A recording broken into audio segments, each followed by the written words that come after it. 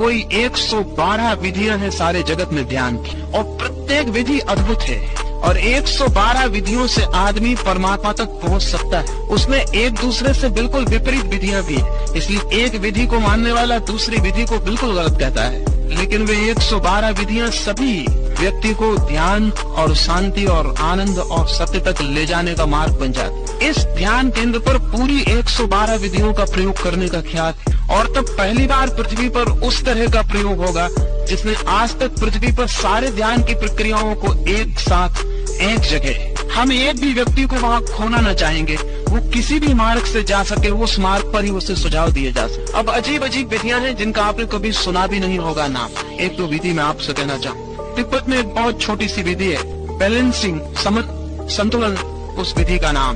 कभी घर में खड़े हो जाएं सुबह स्नान करके, दोनों पैर फैला ले और ख्याल करें कि आपके बाएं पैर पर ज्यादा जोर पड़ रहा है कि दाएं पैर पर ज्यादा। अगर बाएं पर पड़ रहा है तो फिर आहिस्ते से जोर को दाएं पर ले जाएं।